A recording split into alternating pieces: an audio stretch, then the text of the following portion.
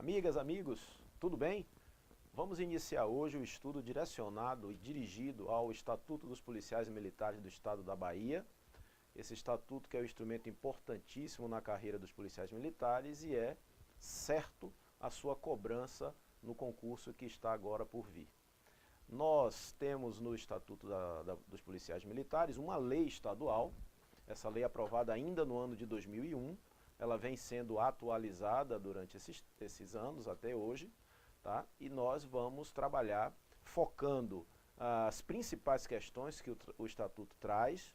Nós temos uma experiência já de verificação de provas cobrando o Estatuto já há pelo menos 10 anos, então nós teremos que dar um enfoque mais direcionado aí a essas questões que são mais cobradas em prova.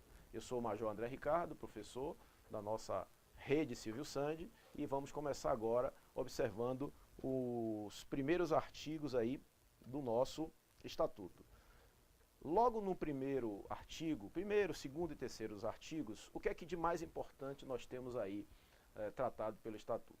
Primeira coisa que nós vamos verificar é que o Estatuto é uma lei estadual, aqui, obviamente, do Estado da Bahia, que regula a vida funcional e algumas coisas relativas, inclusive à vida pessoal, dos policiais militares. Não é a única legislação que os policiais militares obedecem, mas é a Bíblia da sua carreira. O artigo 1º, inclusive, nos dá essa noção, quando fala que o Estatuto regula o ingresso, as situações institucionais, as obrigações, os deveres, direitos, garantias e prerrogativas dos integrantes da Polícia Militar do Estado da Bahia. Portanto, esse estatuto é o que nós chamaríamos de regime jurídico único dos policiais militares do Estado da Bahia. Percebam, os militares da Bahia, e aí é bom que nós fiquemos atentos a essa terminologia, e o artigo 2º já deixa isso também muito claro, policiais militares ocupam cargos efetivos com categoria especial, a categoria de militar estadual. Sim, exatamente, militares estaduais. Nós temos no nosso país duas categorias de militares, por assim dizer. Nós temos os militares federais, são aqueles integrantes das Forças Armadas, Exército, Marinha, Aeronáutica, e temos os militares estaduais. As polícias militares integram os seus policiais militares como militares estaduais e os corpos de bombeiros militares. Isso é bastante importante de verificar, porque é muito comum nós estarmos bombardeados por informações na mídia, inclusive sobre situações atinentes a carreiras policiais. Há um tempo atrás, não mais do que 20 dias, nós tivemos inclusive uma decisão importante do STF acerca da greve dos policiais. Pois bem, a decisão do STF, ela abrangeu as polícias civis. Por quê? Porque os militares estaduais, os policiais militares, já estavam abrangidos pela Constituição no artigo 42, que veda totalmente o direito de greve aos militares, e esses militares estaduais estão inseridos nessa disciplina constitucional. Então, para a gente quebrar um pouco essa visão, a Polícia Militar é como se fosse uma instituição cujos seus integrantes integram uma carreira híbrida, né? Nós temos face policial e face militar, mas como natureza jurídica, para efeito do direito, nós, policiais militares, somos militares estaduais. Isso está bem claro no artigo 2º, inclusive vamos ver uma questão que aborda esse tema. No artigo 3º, e em seguida, nós começamos a tratar dos pilares básicos da instituição militar: hierarquia e disciplina. Obviamente que todos vocês já estão estudando para os concursos e sabem que a hierarquia, além de ser um princípio para a administração pública, também é um poder. Então não é exclusivo de uma instituição militar a hierarquia. É outro mito que a gente tem que cobrar, que a gente tem que desmistificar. Muita gente acha que hierarquia é típico de militar. Onde é que há hierarquia? No militarismo. Não é verdade isso. A hierarquia é um poder e um princípio existente na administração pública como um todo. Óbvio que uma instituição militar, formada por valores militares, essa hierarquia é, digamos assim, muito mais forte, muito mais exigente, com algumas características peculiares à sua própria existência. A nossa lei, nós estamos vendo aí, define hierarquia como sendo a organização em carreira da autoridade em níveis diferentes dentro da estrutura da Polícia Militar, consubstanciada no espírito de acatamento à sequência de autoridade. É a definição legal de hierarquia. Eu chamo de logo a atenção aos amigos e amigas em relação à lei quando ela define determinados institutos, determinados termos. Hierarquia pode ser muito confundida com comando, com subordinação, com disciplina. E a lei, ela traz esses termos jurídicos com os seus significados diferenciados. Portanto, não é raro uma prova, principalmente as provas que nós estamos submetidos de múltipla escolha, como será a prova ao cargo de soldado através do IBFC, onde pode ser uma questão com a definição legal e as alternativas indicando qual seria aquele termo.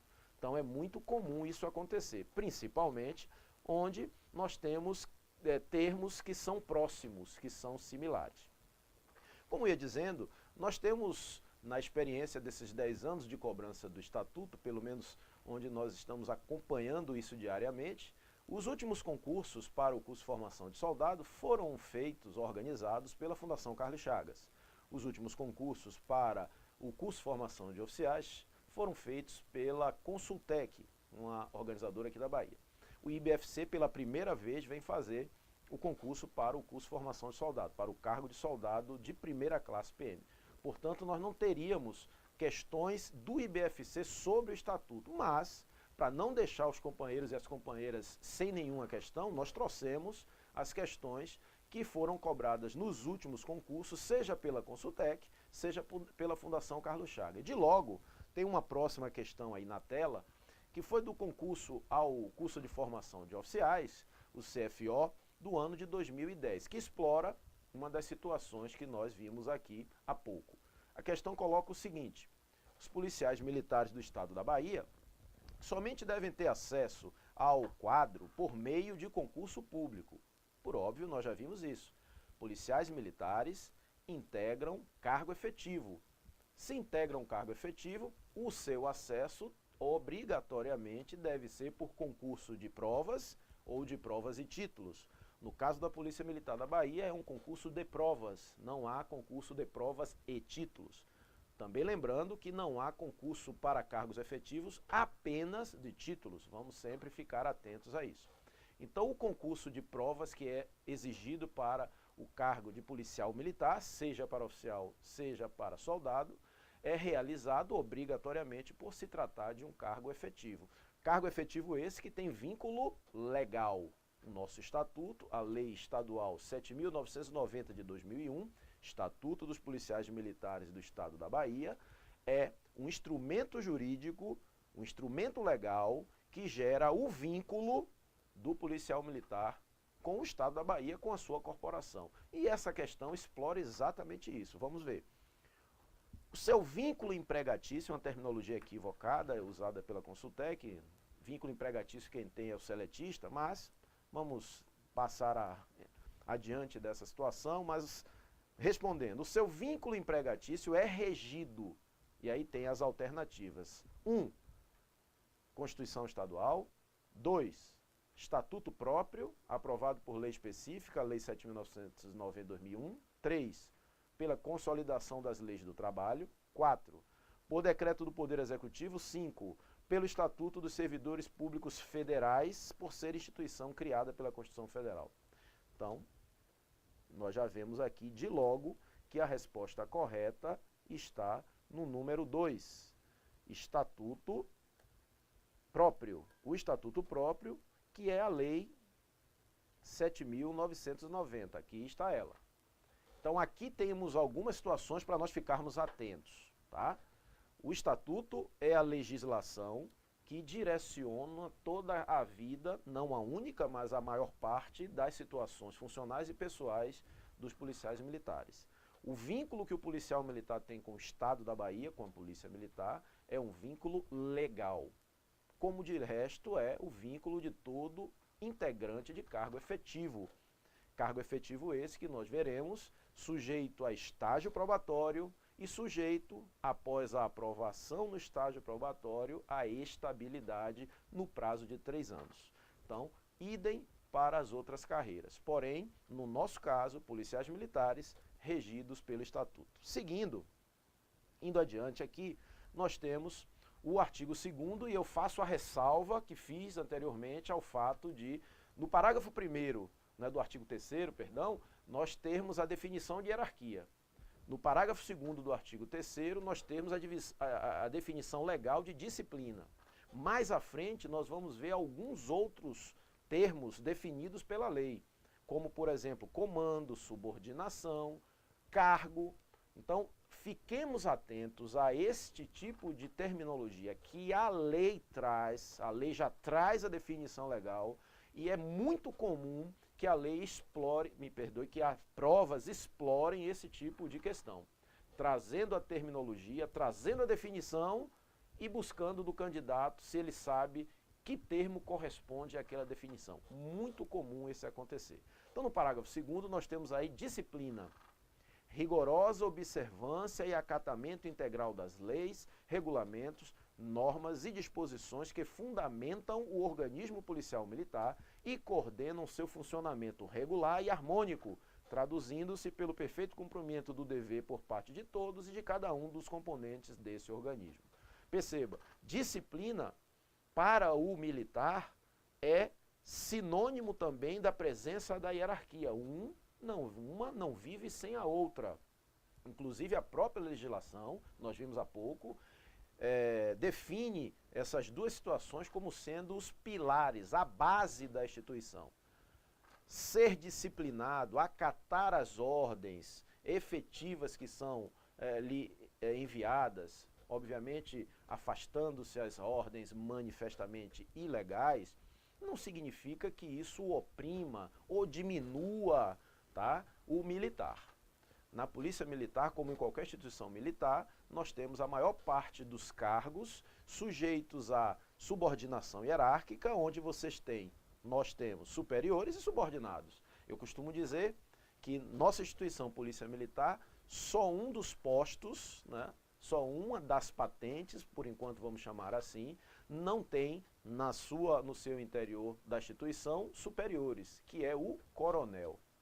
Só uma das graduações não tem subordinados, que é o aluno a soldado. Nesse meio, que são vários níveis institucionais, todos ou terão superiores ou terão subordinados.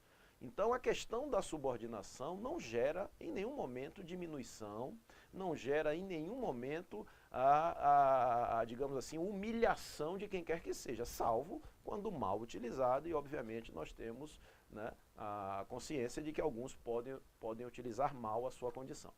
Então a disciplina com a hierarquia, juntas, e sempre caminham juntas, onde uma está, a outra deverá estar também, elas são a base institucional da Polícia Militar. O nosso artigo 4º, ele dá uma ideia, e é bom que nós fiquemos atentos, que os policiais militares não estão sujeitos apenas ao seu estatuto. Como nós falamos desde logo, o estatuto é a Bíblia, por assim dizer.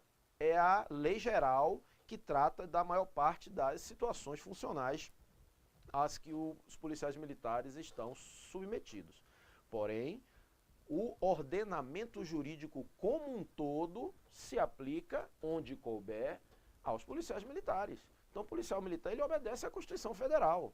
O policial militar ele obedece a leis federais. Vou dar um exemplo, a Lei 10.826, o Estatuto de Desarmamento. Existem lá previsões para policiais militares.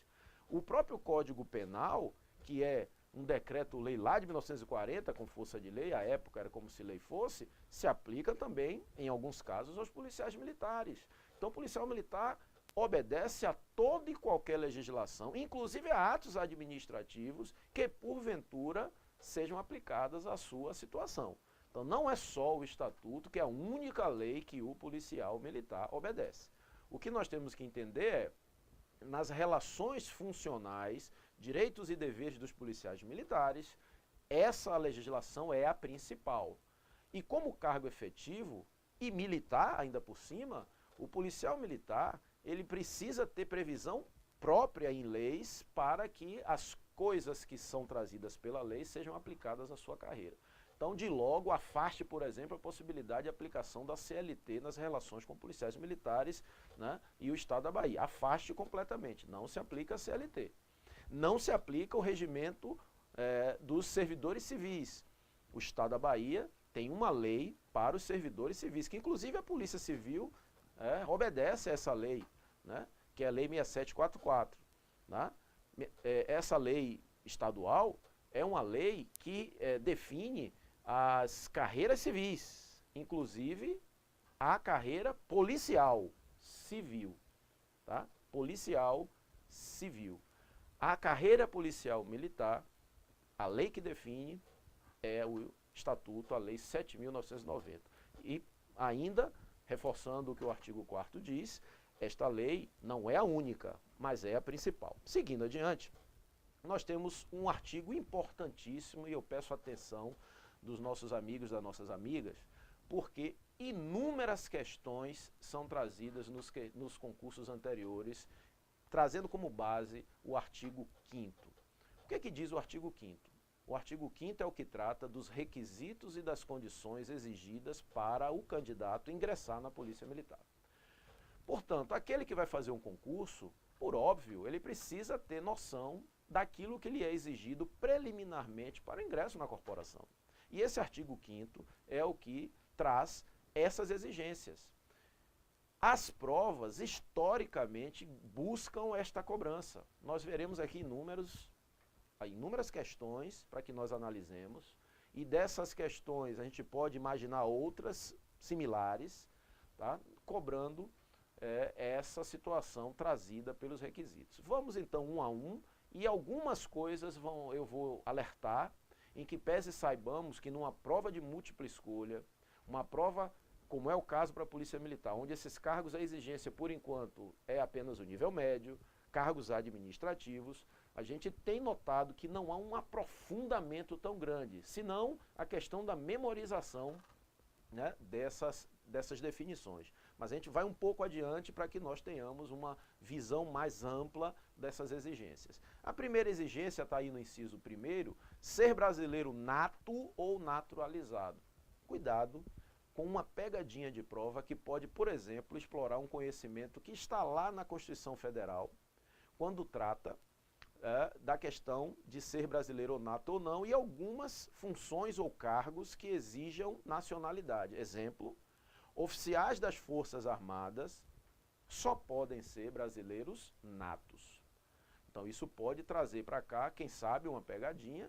Aqui os oficiais militares estaduais tanto podem ser brasileiros natos, quanto brasileiros naturalizados, com as regras que a nossa Constituição prevê para naturalização. Então fiquem atentos a uma possível pegadinha. O inciso 2, ter o mínimo de 18 e o máximo de 30 anos de idade. Em algumas questões de prova já vimos a mudança dessas idades. 18, mínimo de 18, menos mal, que é mais comum, digamos assim, nós estarmos habituados a ver essa exigência. Agora, o 30 anos é uma idade específica da Polícia Militar da Bahia. Há algumas discussões a respeito, mas o próprio Supremo Tribunal Federal já se posicionou sobre questões desse tipo, de idades, né, máximas, né, digamos assim, diminuídas, por assim dizer. Então 30 anos é uma idade máxima que não é uma idade tão alta, mas o STF já disse, olha, cargos cujas peculiaridades possam, né, justificar a diminuição, o estabelecimento de uma idade máxima não tão elevada, a justificativa se dá exatamente por essas peculiaridades de cada cargo. Perceba, o que é que a Polícia Militar entende quando coloca 30 anos de idade como idade máxima? Entende que espera que, no ingresso da corporação, este candidato chegue com a idade que possa, minimamente, atender às exigências, pelo menos iniciais, que o cargo vai, né, colocar para ele.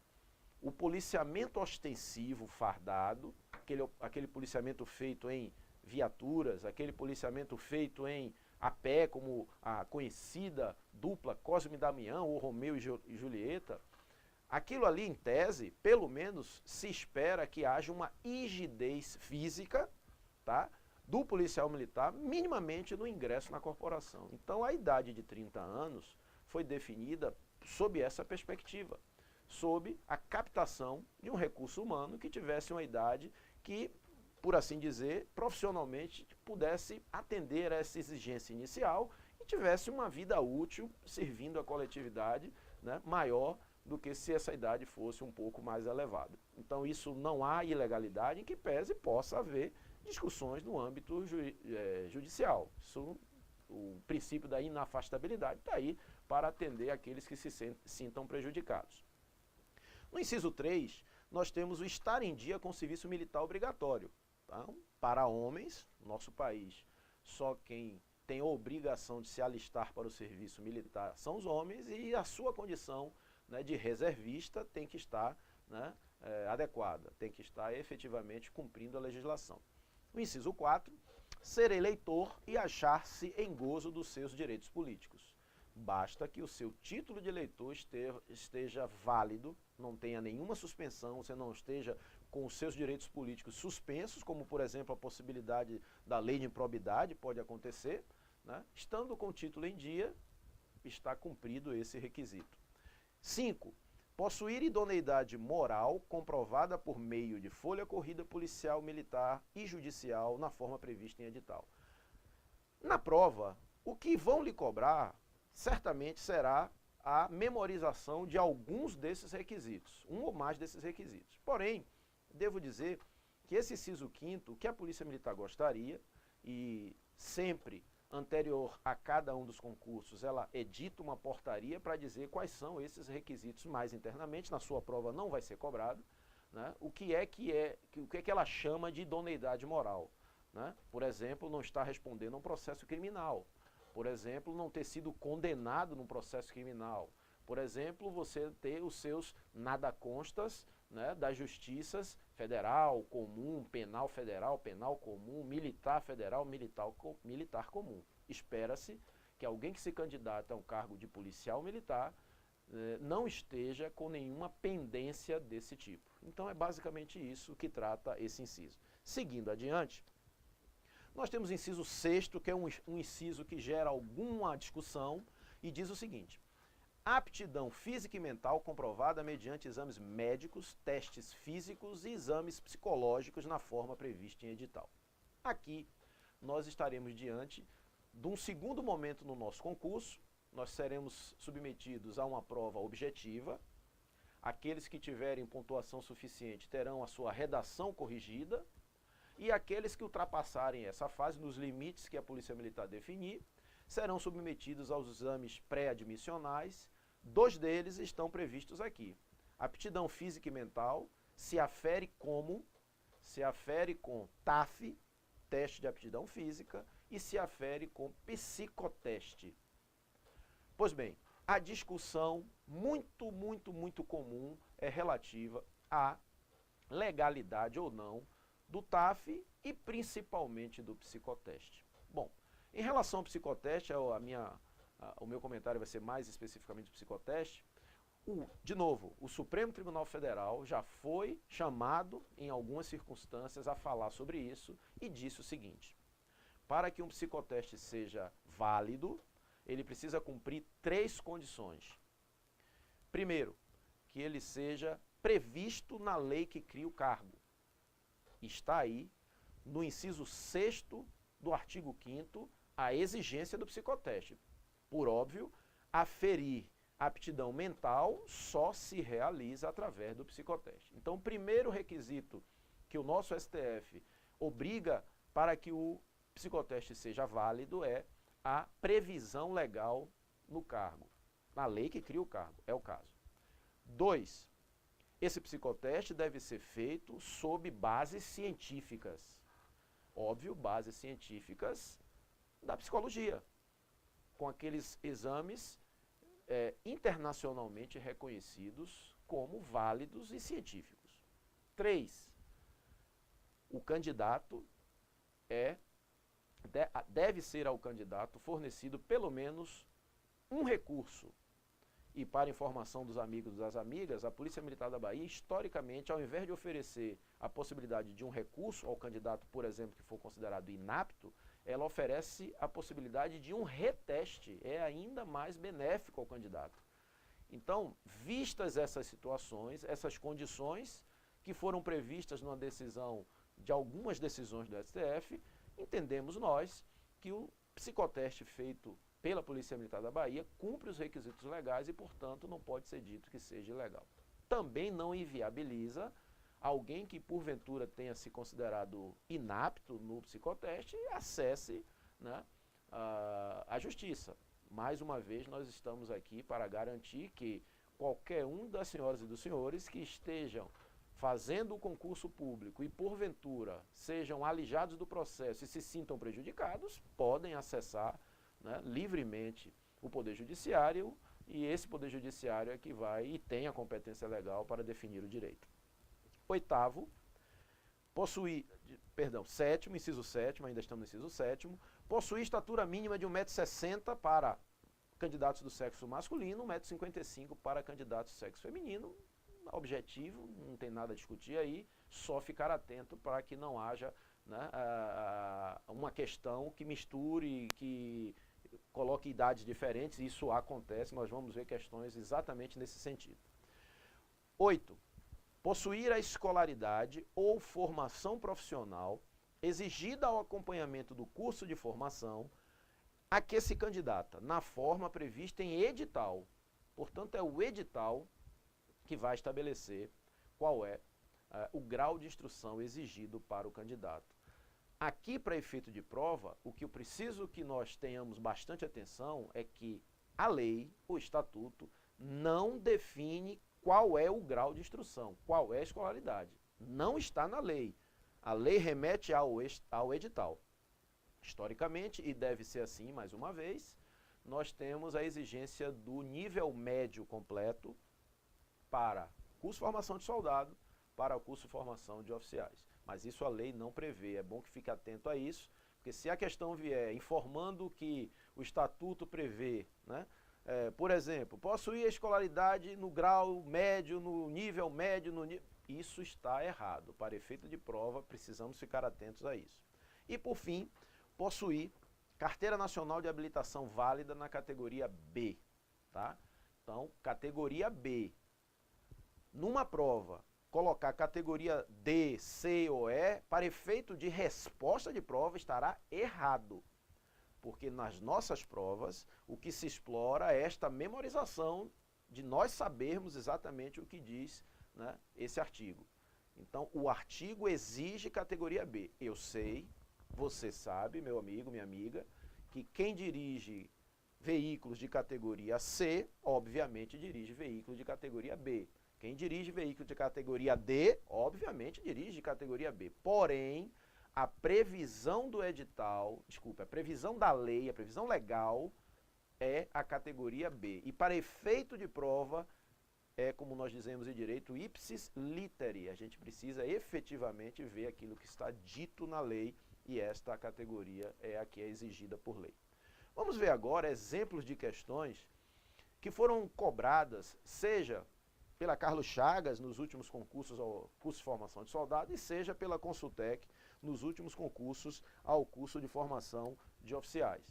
Bom, uma questão aí grande, né? O que é que nós vamos fazer? Essa questão nós vamos deixar o enunciado aí um pouco, mas vamos combinar com todo mundo que no nosso próximo encontro a gente deixa para responder essa questão e a gente vai estudando o que nós, né, fizemos até agora e quem sabe na próxima aula você já tenha respondido até antes de mim. Então vamos nos encontrar no próximo encontro, é óbvio, né, na nossa próxima aula, para respondermos essa questão e continuarmos a trabalhar o Estatuto dos Policiais Militares do Estado da Bahia. Até mais!